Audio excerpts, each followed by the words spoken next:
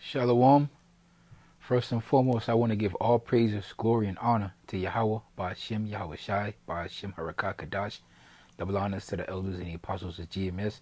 Peace, love, and salutations to the Bayaf, Dawadah, the house of David. I'm the brother Zion out of GMS Boston. Once again, here on my channel, and Lord willing, through the Spirit. This is edifying, all right?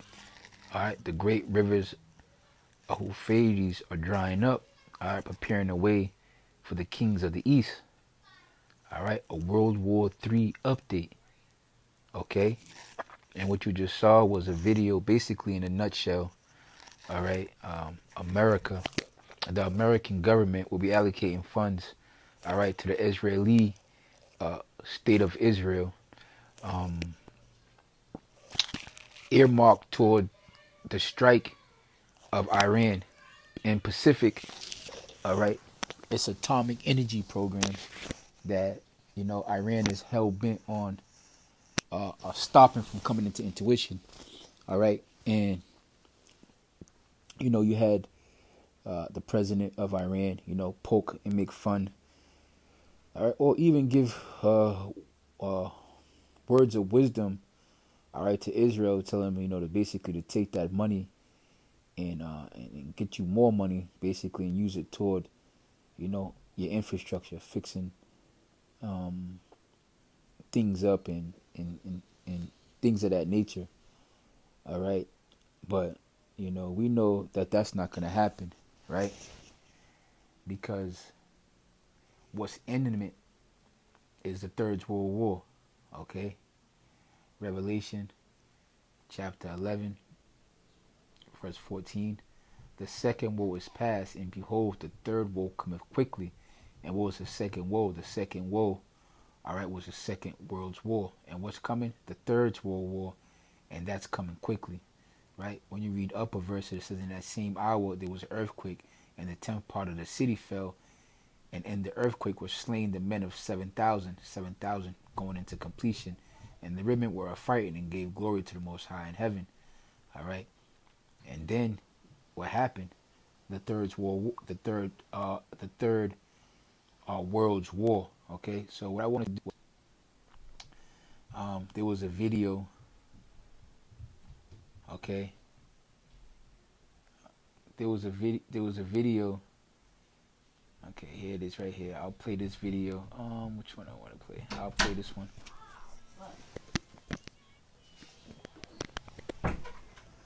I'll play this video right here.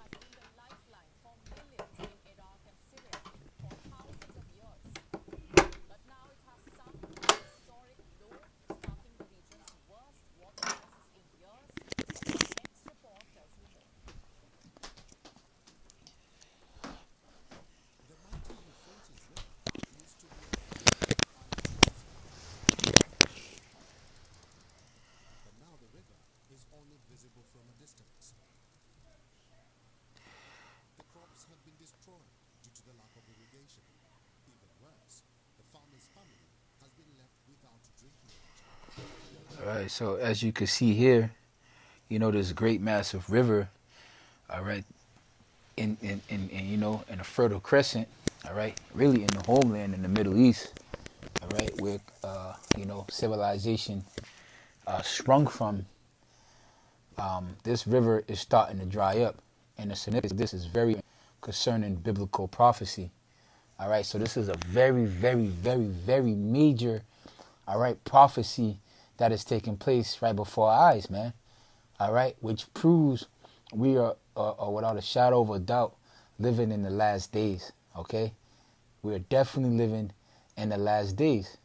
Okay, this is the start of the book. This is the book of Revelations.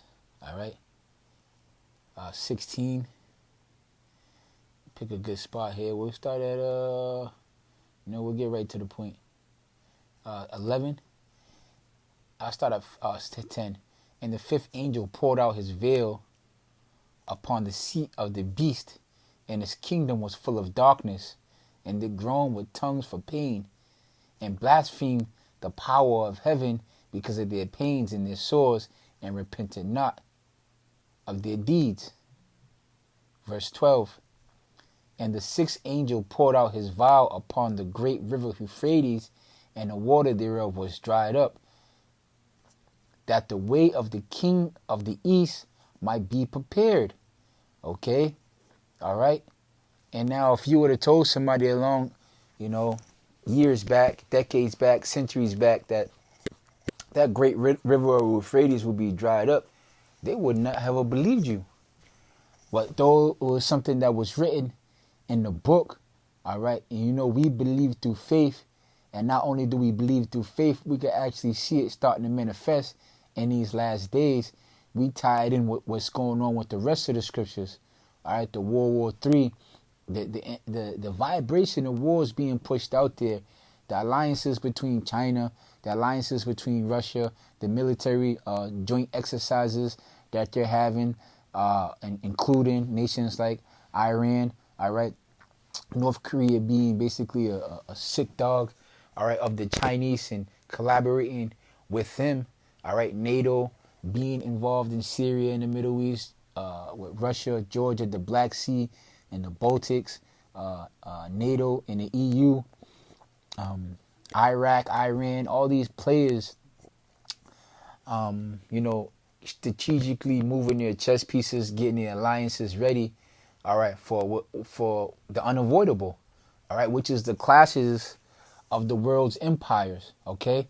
And when you go into the history of how the First World War started and the Second World, the First War started basically, just greedy nations, all right, carving out. You had what was called the Great Depression, shake up in markets, growing empires, people, bigger empires wanting little empires to stay in place, conflicts, economics, oil,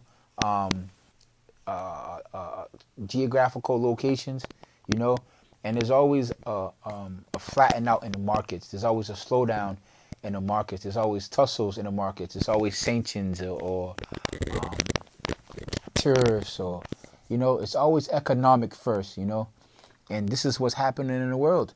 The money system getting rearranged. So what the elites hope to come out of this is a new world order. Okay, a new world order. All right.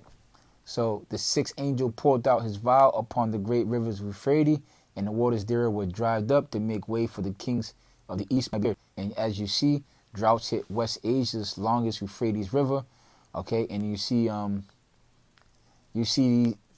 the drought, man. You see the drought.